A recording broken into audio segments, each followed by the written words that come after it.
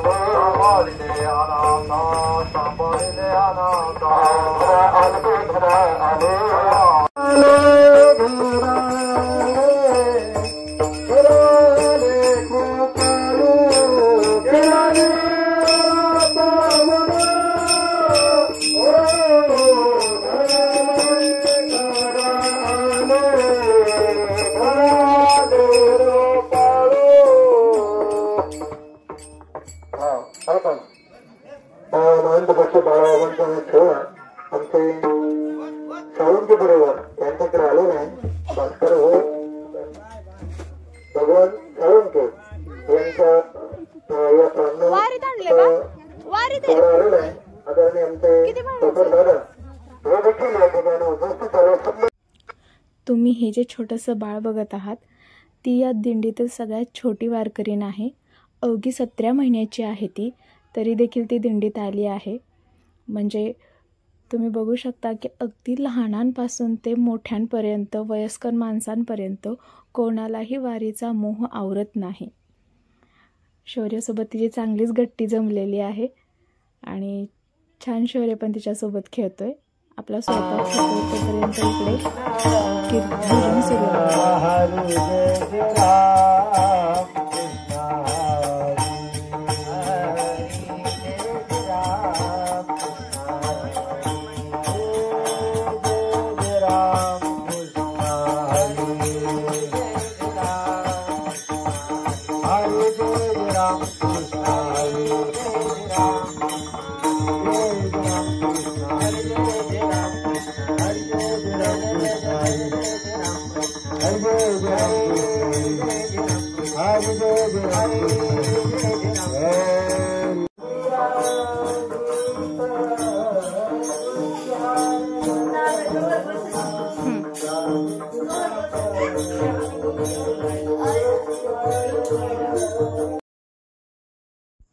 गेल्या 2 वर्षे शौर्याला वारकरी केला होता, पण यावर्षी काही त्याला वारकरी केला नाही।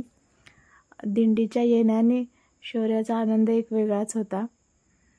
15 दिवस आधीपासून तो दिंडीची वाट बघत होता, कधी दिंडी येणार आहे, वारकरी फुगडी कशी खेळायची याचा सगळा सराव त्याने केला होता।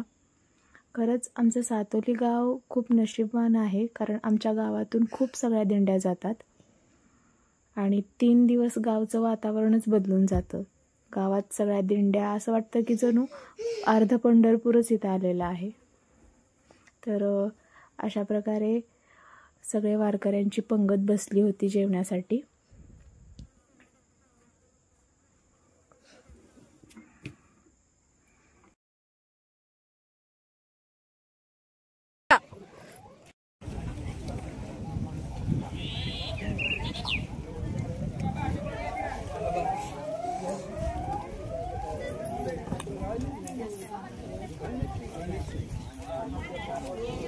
सगळ्या वारकऱ्यांचं जेवण उरकल्यानंतर वारकऱ्यांनी थोडा आराम केला आणि नंतर सरांचं प्रवचन झालं. हे सर दिंडीमध्ये 2 वर्ष झाले येत आहेत. हे त्यांचं 3रं वर्ष होतं. आधी ते शिक्षक होते, पण आता ते रिटायर झालेत आणि पंढरपूरची ओढ त्यांना लागलेली आहे. तर छान प्रवचन सांगितलं यांनी. मी दुष्कर्म केलं ते, मग त्याचं फळ मला मिळालं का लगेच? त्याचं फळ मला मिळालं नाही. परंतु मी जर 4 दिवसांनी त्याला भेटलो तर त्याचा काहीतरी तो करेल, मला अपशब्द बोलेल, माझ्या कानफाटात टिकवेल, त्यावेळेला मला ते फळ मिळेल. अशा प्रकारे काही कर्म जे असतात ही काही कालांतराने त्याची फळं आपल्याला मिळतात, तीही त्या ठिकाणी नष्ट होतात. परंतु काही कर्म असे असतात की या जन्मामध्ये फळं जी आहेत ती आपल्याला मिळत नाही. साधं उदाहरण आहे, काही फळं मिळायला आपल्याला उशीर लागतात. आपण सगळे शेतकरी आहोत. नंतर जो नको वाटतो तो क्षण आला. वारकरी त्यांच्या पुढच्या प्रवासासाठी निघाले.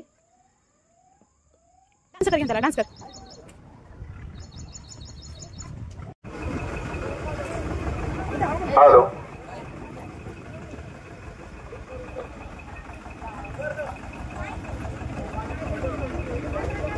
काय करीत आला ना? काय करी?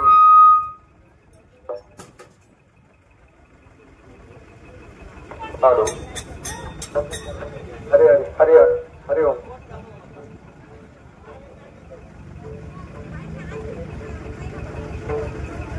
Hello hello,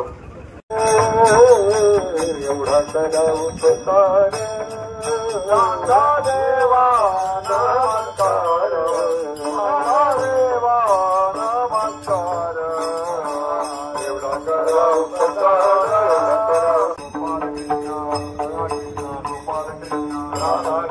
Gopal Krishna, Radha Krishna, Gopal Krishna, Radha Krishna, Gopal Krishna, Radha Krishna, Gopal Krishna, Radha Krishna, Gopal Krishna, Radha Krishna, Gopal Krishna, Radha Krishna, Gopal Krishna, Gopal Krishna, Radhe Radhe Radhe Radhe.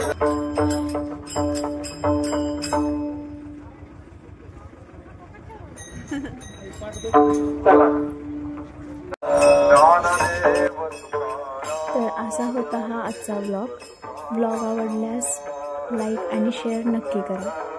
तर चला भेटूया पुढच्या ब्लॉगमध्ये.